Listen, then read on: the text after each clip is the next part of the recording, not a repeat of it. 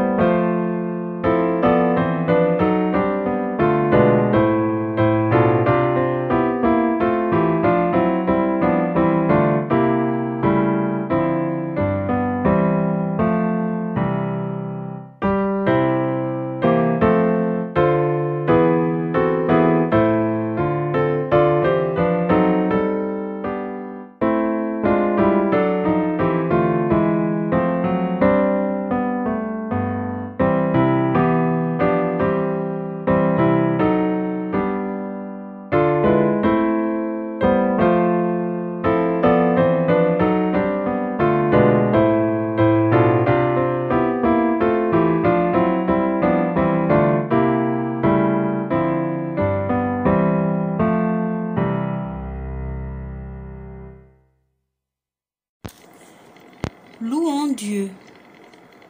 Béni sois-tu, Seigneur, pour la beauté et l'harmonie de l'univers, pour le soleil qui réchauffe et réjouit, pour la lune et les étoiles qui brillent dans la nuit, pour la lumière qui donne couleur à toute chose, pour la terre qui donne ses fruits, pour l'air chargé de 1000 parfums, pour l'eau qui rafraîchit et désaltère, pour les fleurs qui font la joie de nos yeux, pour le chant des oiseaux, pour le génie de l'araignée qui tisse sa toile. Béni sois-tu, Seigneur. Amen. Chantons le psaume 47a, strophes 1 et 2. Frappez dans vos mains.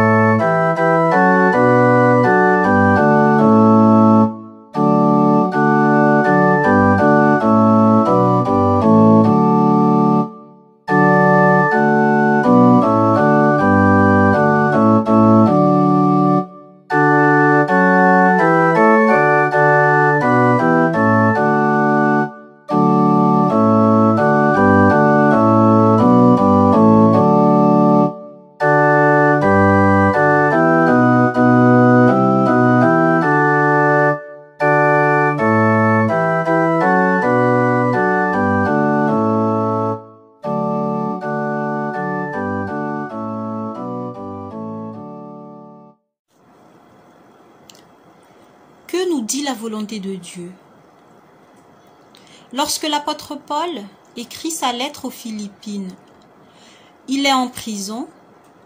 Après avoir évoqué les conditions de son incarcération, il exhorte les chrétiens à vivre selon l'Évangile. S'il y a donc un appel en Christ, un encouragement dans l'amour, une communion dans l'esprit, un élan d'affection et de compassion, alors comblez ma joie en vivant en plein accord. Ayez un même amour, un même cœur. Recherchez l'unité. Ne faites rien par rivalité, rien par vaine gloire, mais avec humilité, considérez les autres comme supérieurs à vous. Que chacun ne regarde pas à soi seulement, mais aussi aux autres. Comportez-vous ainsi entre vous comme on le fait en Jésus-Christ. Amen. Présentons nos offenses à Dieu. Nous confessons devant toi notre manque d'unité. Nous n'avons ni un même amour, ni une même pensée. En nous cohabitent rivalité et orgueil quand tu nous appelles à l'humilité, à l'accueil. Délivre-nous, Seigneur. Nous te remettons nos peurs et toutes nos craintes, nos erreurs et nos plaintes, nos vices, nos cupidités, nos injustices, notre lâcheté. Délivre-nous, Seigneur. Oui, nous sommes enchaînés, prisonniers de nous-mêmes. Pétrifiés, nous nous refermons sur nos problèmes. Nous nous sommes abîmés dans nos hésitations. Nous nous sommes enfermés dans nos condamnations. Délivre-nous, Seigneur. Maintenant, apprends-nous à nous tourner vers toi, à nous mettre patiemment à l'écoute de ta foi. Que l'amour et la vie de ton Fils Jésus-Christ renouvellent notre cœur et transforment notre vie. Amen. Nous chantons le cantique 4303, la strophe 1, du fond de ma souffrance.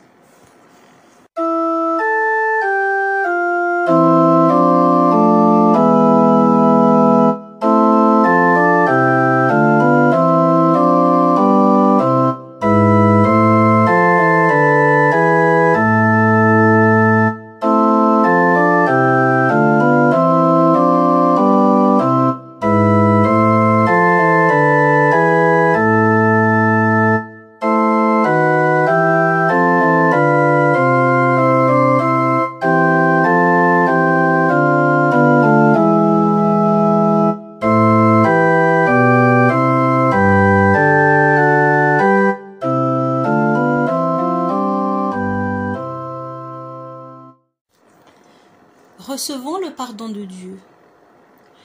Lui, qui est de condition divine, n'a pas considéré comme une proie à saisir d'être l'égal de Dieu, mais il s'est dépouillé, prenant la condition de serviteur, devenant semblable aux hommes, et reconnu à son aspect comme un homme. Il s'est abaissé, devenant obéissant jusqu'à la mort sur une croix.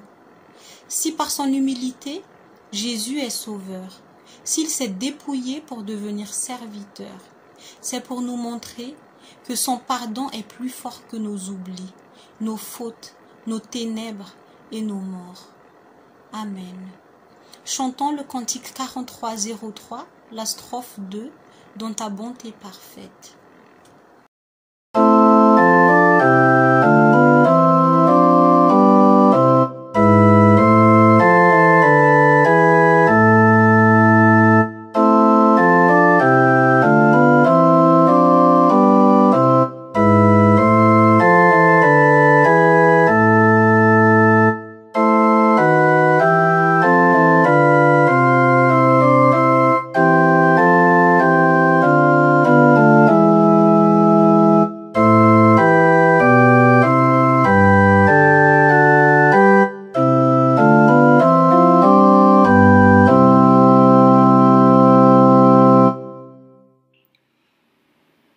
Nous lirons deux extraits de texte ce matin. Nous lirons d'abord dans le livre du Lévitique au chapitre 13, les versets 1 à 2, puis 45 à 46. Et nous lirons l'évangile selon Marc au chapitre 1, les versets 40 à 47. Je vous invite à la prière. Nous allons nous mettre à l'écoute de ta parole dans l'Écriture. Nous te prions pour que ce matin, elle vienne arroser et féconder notre terre. Qu'elle fasse germer en nous la foi, l'espérance et l'amour. Qu'elle soit semence pour notre vie et nourriture sur notre route. Amen. Lévitique 13, 1, 2 et 45-46. Le Seigneur dit à Moïse et à Aaron. Quelquefois, on voit sur la peau de quelqu'un une grosseur, une dartre ou une tache brillante. Quand cela devient une maladie de peau, semblable à la lèpre, il faut amener cette personne au prêtre Aaron ou à l'un des prêtres qui sont de la famille d'Aaron. L'homme qui a cette maladie doit porter des vêtements déchirés. Il ne se peigne pas. Il couvre le bas de son visage. Il doit crier « Impur! Impur !» Il reste impur tant qu'il est malade. C'est pourquoi il doit habiter à l'écart, en dehors du camp. Amen. Évangile selon Marc, chapitre 1, versets 40 à 47. Un lépreux s'approche de Jésus, il se met à genoux devant lui et lui demande son aide en disant « Si tu le veux, tu peux me guérir. » Jésus est plein de pitié pour lui. Il tend la main, touche le lépreux et lui dit « Je le veux, sois guéri. » Aussitôt la lèpre quitte le malade. Il est guéri. Jésus parle sévèrement à l'homme. Aussitôt après, il le chasse en lui disant « Attention, ne dis rien à personne, mais va te montrer au prêtre et offre le sacrifice que Moïse a commandé. Ainsi, tous auront la preuve que tu es guéri. » L'homme s'en va, mais il se met à raconter partout et à tout le monde ce qui s'est passé. C'est pourquoi Jésus ne peut plus se montrer dans une ville, il reste en dehors, dans des endroits déserts, et les gens viennent à lui de tous les côtés. Amen.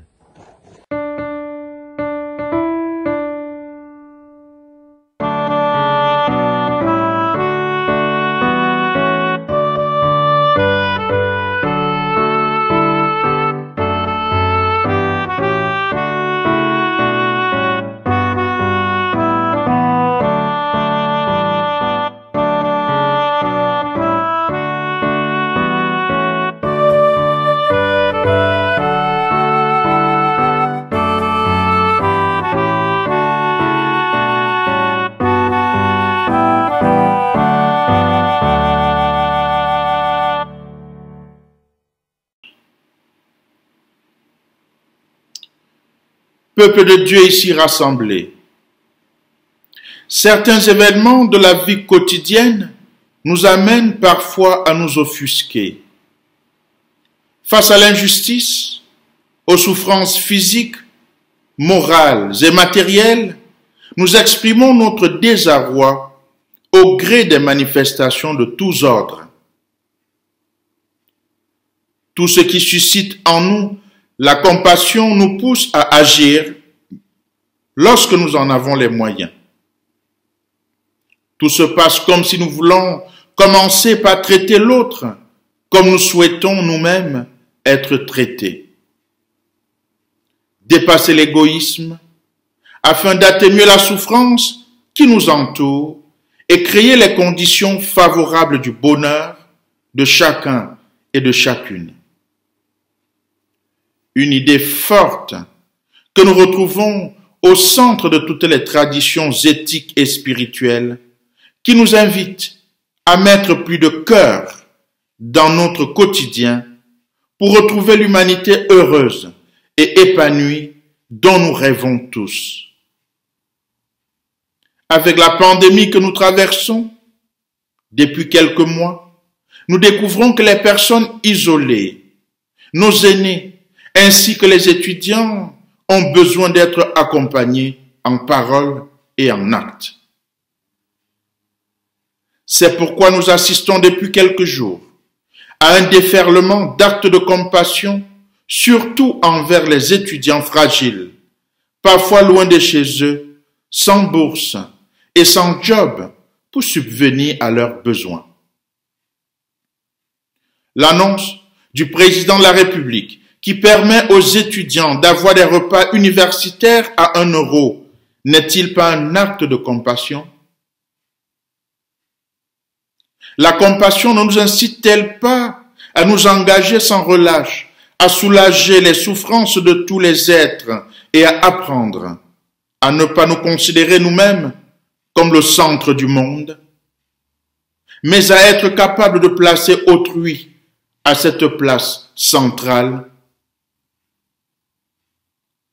La compassion nous enseigne à reconnaître le caractère sacré de chaque être humain et à traiter chacune et chacun, sans aucune exception, avec un respect inconditionnel et dans un esprit de justice et d'équité. Fort de cela, nous proposons à votre méditation en ce jour le thème suivant. La compassion incite à passer à l'action. Redonner à l'humain son humanité. C'est très exactement ce que fait Jésus dans l'évangile du jour. Par sa parole et par ses actes, Jésus est venu prouver que personne ne doit être exclu, y compris au nom de Dieu, puisque le bien-être de chaque individu doit céder le pas devant l'intérêt collectif. Frères et sœurs, la scène décrite par l'évangile de Marc se passe en Galilée, très loin de Capharnaüm. Jésus y fait son premier voyage missionnaire. À l'arrivée, il fait face aux réalités de la vie quotidienne à cette époque. Il doit guérir un malade atteint de la lèpre et pouvoir révéler à ses contradicteurs le vrai visage de Dieu. Il convient alors de mieux situer le contexte dans lequel cette guérison intervient. Et pour ce faire, il est indispensable de bien comprendre l'extrait du Lévitique que nous avons précédemment lu. Les prescriptions de la loi juive étaient encore en vigueur comme nous l'avons entendu. Être malade était un vrai sujet de souffrance sur tous les plans. Le malade atteint de la lèpre devait être exclu de la communauté et de l'observance de toute vie religieuse, puisque les règles en vigueur étaient strictes et inhumaines. Celui qui présentait des signes de maladie de la peau, comme la lèpre, devait rencontrer un prêtre qui devait l'examiner et le déclarer impur. Lorsqu'on était déclaré impur, on ne pouvait plus aller au culte, ni être en contact avec qui que ce soit, c'est-à-dire vaquer à ses occupations, puisque les autres membres de la communauté avaient le souci permanent de préserver leur pureté comme un moyen de se rapprocher de Dieu. Le lépreux de son vivant portait son propre deuil. Il devait avoir des vêtements déchirés, des cheveux ébouriffés, comme nous le montrent les versets 45 à 46 de l'extrait du Lévitique. D'ailleurs, dimanche dernier, nous avions l'exemple avec l'image de Job qui était allé à cet effet s'installer sur une décharge publique puisqu'il était atteint de la maladie de la peau. Quand le malade était guéri, c'est encore le prêtre qui, à l'issue du second examen, devait déclarer sa guérison, entendu comme le retour à l'état de pureté et à la vie sociale. C'est ce que nous faisons avec les tests PCR, antigéniques et sérologiques pour le Covid-19. Voilà pourquoi Jésus demandera aux lépreux guéris de garder le silence avant d'aller se montrer au prêtre. Il souhaite bien respecter la loi de Moïse et éviter toute mauvaise interprétation devant susciter çà et là des accusations malveillantes, même s'il n'y échappera pas. La maladie guérie était alors soumise à de nombreux rites de purification. Le malade était donc appelé à faire des sacrifices, des bains rituels et des aspersions. À l'époque, il n'existait pas de traitement contre la lèpre. Voilà pourquoi il fallait rester prudent pour éviter toute forme de contamination. Aujourd'hui, peuple de Dieu, l'on essaie de préserver la population des risques de contamination bactérienne par la mise en quarantaine du malade qui connaît une détresse morale et une réelle exclusion, comme nous le vivons avec la pandémie qui sévit et qui ne sera pas éternelle. Nous vivons la fermeture des classes avec des cas de contamination entre autres. Le pouvoir politique prend de telles mesures au nom de l'intérêt commun, allant jusqu'aux restrictions de quelques libertés. Par ailleurs, la maladie était considérée comme la conséquence du péché, avec une logique de rétribution. Les hommes bons sont récompensés et les méchants sont punis à cause de leur péché, ce qui n'est pas la volonté de Dieu, vous l'aurez bien compris. L'évangile du jour s'inscrit alors dans cette dynamique écrite dans le Lévitique. Nous assistons à une mise en scène dans l'extrait de cet évangile. À partir du verset 40, il est écrit ceci. Un lépreux s'approche de Jésus. Il se met à genoux devant lui et lui demande son aide en disant, « Si tu le veux, tu peux me guérir. » Jésus est plein de pitié, plein de compassion pour lui. Il tend la main, touche le lépreux et lui dit, « Je le veux, sois guéri. » Face à Jésus, le malade atteint de la lèpre confesse la toute-puissance du Christ, en même temps qu'il se soumet à sa volonté. Si tu le veux, tu peux me rendre pur. Si tu le veux, tu peux. Attitude humble et confiante d'un enfant de Dieu devant son Seigneur. C'est donc un moyen de reconnaître la messianité du Christ. Et pour ce croyant, il reconnaît en Jésus de Nazareth non pas un simple thaumaturge, c'est-à-dire quelqu'un qui fait des miracles, mais le Messie venu sauver le monde. En conséquence, il semble admettre qu'il est prêt à rester malade jusqu'à la fin de sa vie, si telle était la volonté du Seigneur. Il sait pertinemment que guérir est une bénédiction temporelle qui est utile et fait bien plaisir à celui qui en profite. Mais il sait aussi que ce n'est pas indispensable au salut. La foi de cet homme est forte et montre que la prédication de Jésus en Galilée portait des fruits et les malades en avaient bien conscience. Le texte précise que Jésus est plein de pitié ou est ému de compassion. Littéralement, selon le terme grec utilisé par un bon juif de l'époque, on pourrait traduire par Jésus est saisi au ventre, aux organes intérieurs que sont le cœur, le foie, les poumons et les viscères, autant de sièges d'émotions. On aurait envie de dire que Jésus, en voyant ce lépreux, en a eu mal au ventre. La compassion de Jésus est donc l'une de ses qualités les plus profondes, les plus riches et les plus consolantes.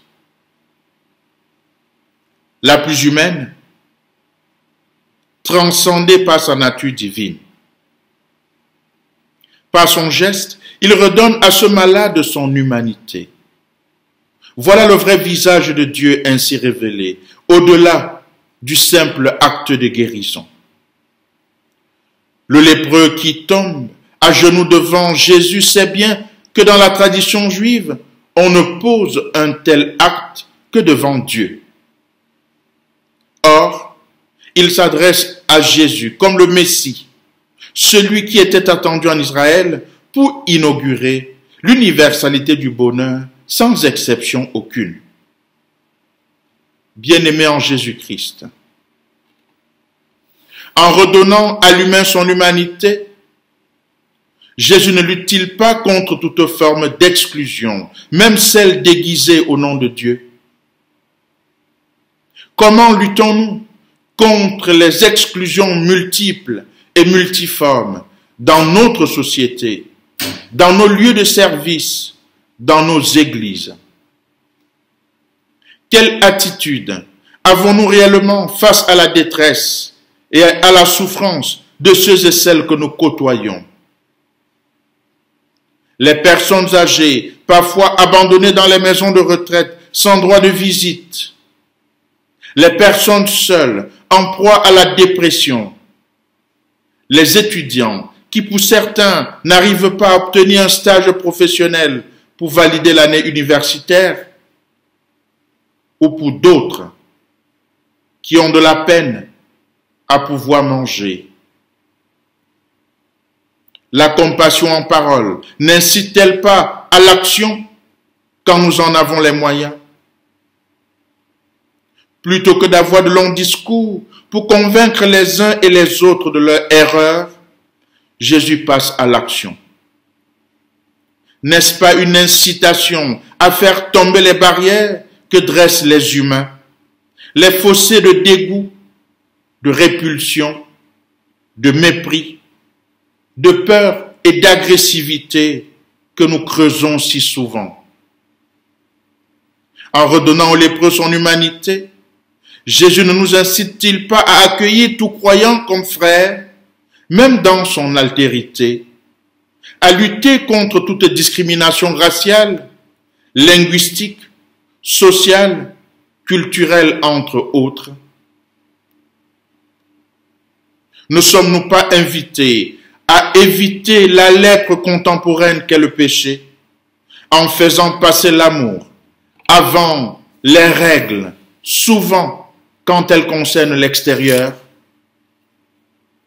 Ne sommes-nous pas invités à être ouverts à tous, accueillants pour tous, aimants et aidants, à être des signes d'amour comme Jésus l'a fait lui-même?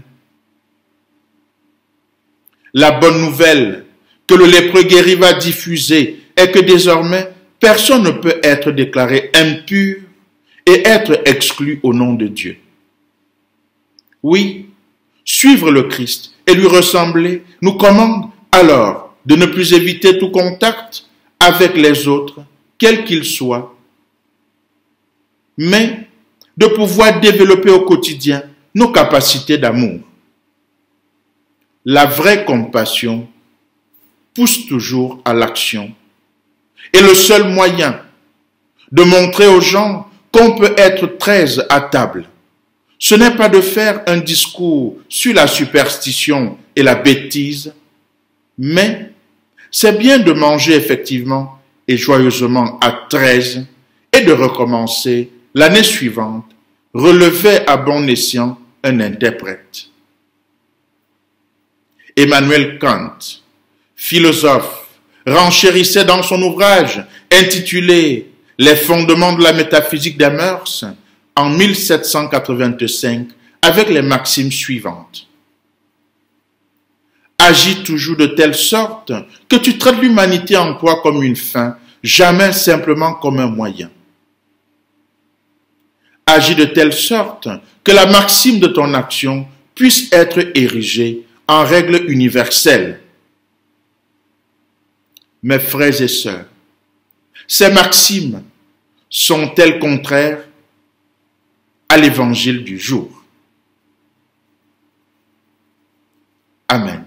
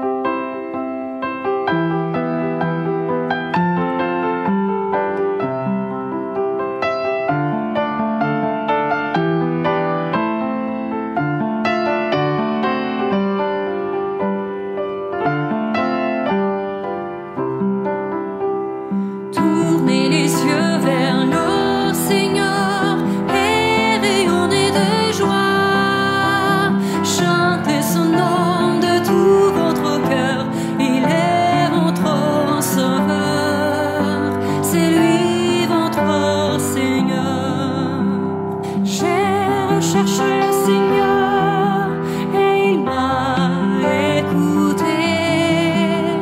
Il m'a guéri de mes peurs et sans fin je le louerai. Tournez les yeux vers le Seigneur et rayonnez de joie. Chantez son nom de tout votre cœur. Il est votre sauveur, c'est lui votre Seigneur. Dieu regarde ceux qu'il aime, il écoute leur voix, il les console de leur peine et il guide leur pas. Tournez les yeux vers le Seigneur et rayonnez de joie. Chantez son nom de tout votre cœur, il est votre sauveur, c'est lui votre Seigneur. Ceux qui cherchent le Seigneur n'ont mon cœur en de rien. En lui ouvrant grand leur cœur, ils seront comblés de bien. Tournez les yeux vers le Seigneur et rayonnez de joie. Chantez son nom de tout votre cœur, il est votre sauveur, c'est lui votre Seigneur. Tournez les yeux vers le Seigneur et rayonnez de joie. Chantez son nom de tout votre cœur, il est votre sauveur, c'est lui votre Seigneur.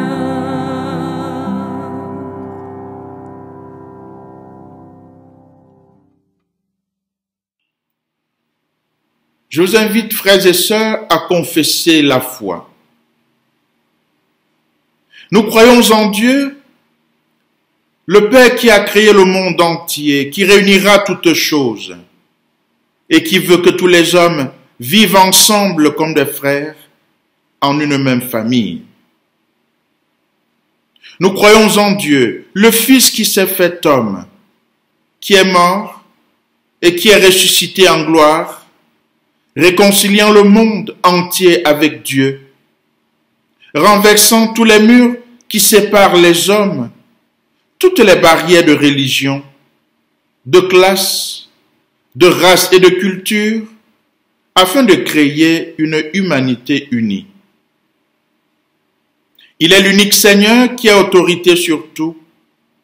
Il appelle chaque homme et la société, l'Église et l'État à la réconciliation, à l'unité, à la justice et la liberté.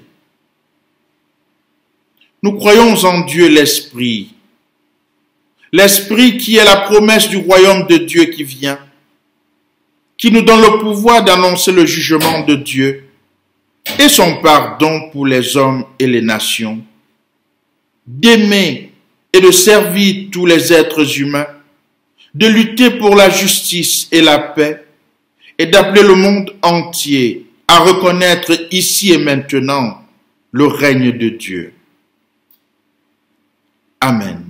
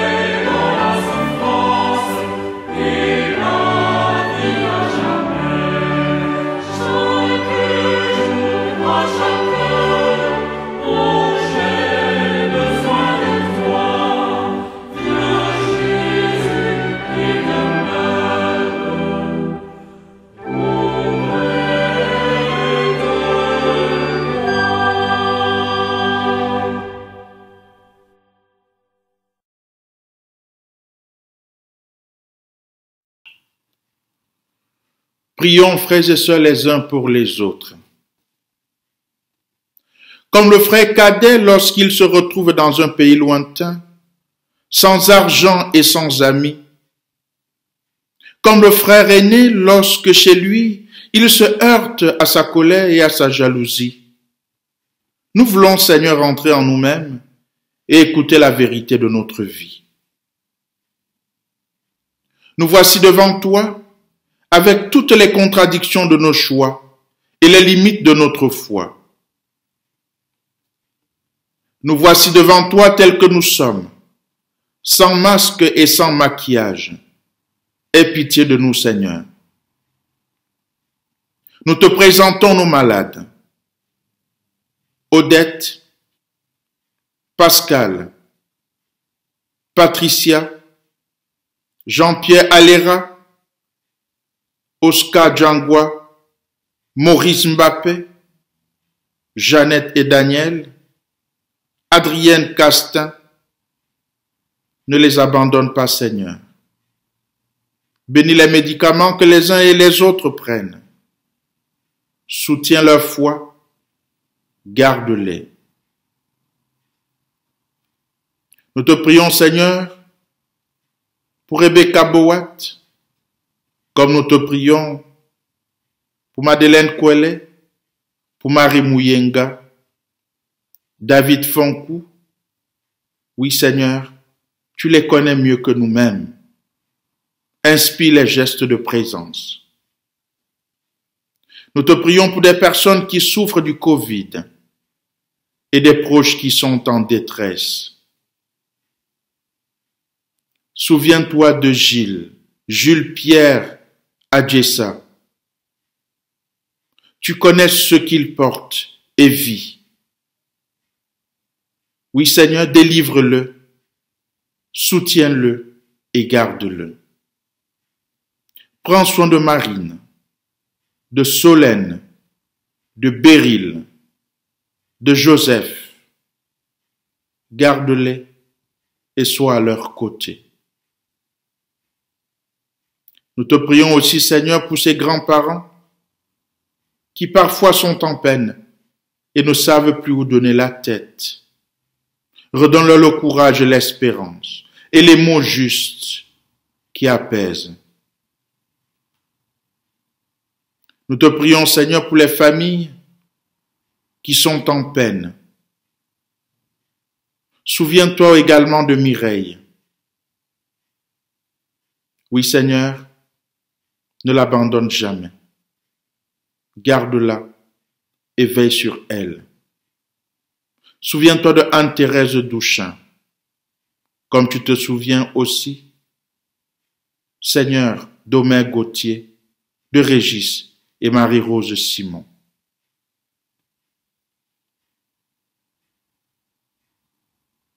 Tu connais la famille Foucault? Oui, nous te la présentons. Dieu notre Père, nous te prions pour les catéchumènes. Garde-les, bénis les catéchètes et donne aux uns et aux autres de porter ta parole au plus profond de la vie. Nous te prions, Seigneur, pour ceux et celles qui sont dans la détresse et le deuil. Nous te prions, Seigneur, particulièrement pour ta servante Ngor, Marie Bakaba, qui a perdu sa sœur Perpétue. Oui, Seigneur, tu la connais. Bénis-la ainsi que toute sa famille.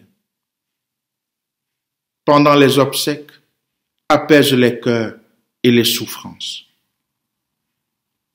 Soutiens leur foi et garde-les.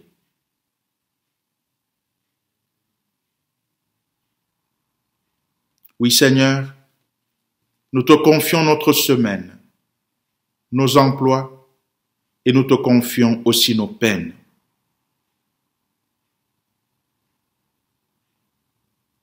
Incapables de tout te dire, nous voulons les résumer dans ce concentré modèle que Jésus nous a appris en disant: Notre Père, qui es aux cieux, que ton nom soit sanctifié, que ton règne vienne, que ta volonté soit faite sur la terre comme au ciel.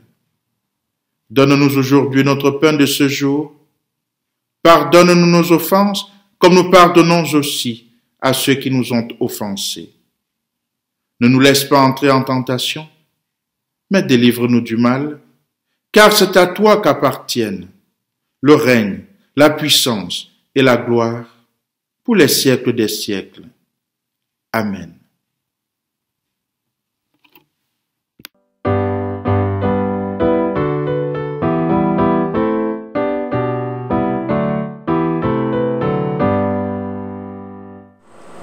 C'est maintenant le temps de l'offrande. Comme je l'ai rappelé la semaine dernière, l'Église est exclusivement financée par les dons. Elle ne reçoit aucune subvention pour son fonctionnement ou pour la rémunération des pasteurs. Donc sa seule ressource financière est donc le don libre de chacun et de chacune de nous. Les dons recueillis vont permettre à l'Église de vivre sa mission d'annonce de l'Évangile et d'accompagnement de celles et ceux qui le souhaitent. Il n'y a pas de petits dons, chaque don compte. Et chacun est invité à donner selon son cœur. Comme nous pouvons le lire en 2 Corinthiens au chapitre 9, le verset 7. Que chacun donne comme il l'a décidé, non pas à regret ou par obligation, car Dieu aime celui qui donne dans la joie. Alors si comme moi, vous n'êtes pas allé au temple depuis un certain temps assister à un culte en présentiel, pensez à donner, et pour cela, plusieurs moyens. Par chèque libellé à l'EPU Pays Niortais et adressé 6 rue de l'ancien champ de foire 79 000 Niort, ou en vous connectant sur le site internet de la paroisse et en allant dans la rubrique dons. Alors, en dehors des dons financiers, vous avez aussi la possibilité de participer à la vie de la paroisse.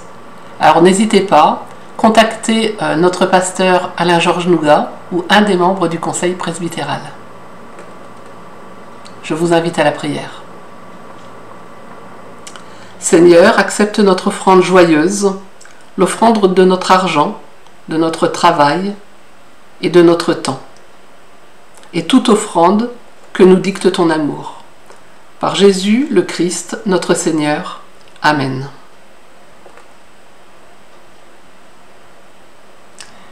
Quelques annonces. Tout d'abord, je te souhaite la bienvenue à toi, frère ou sœur en Christ, qui vient de rejoindre notre chaîne YouTube ou le site internet de la paroisse. Et je remercie chacun et chacune de vous pour les retours que vous pouvez nous envoyer. Quelques rendez-vous cette semaine. Tout d'abord, ce mardi 16 février à 20 h, le conseil presbytéral se réunira en visioconférence. Samedi 20 février à 15 h, le groupe de jeunes se retrouvera aux 4 rues de l'ancien champ de foire à Niort. Tous les 3 dimanches de chaque mois, vous pouvez déposer dans le bac à collecte les denrées non périssables à destination de nos bénéficiaires. Donc merci à tous les donateurs. Je vous souhaite un très beau dimanche, une très belle semaine. Prenez soin de vous et puis pensez aux gestes barrières. À très bientôt.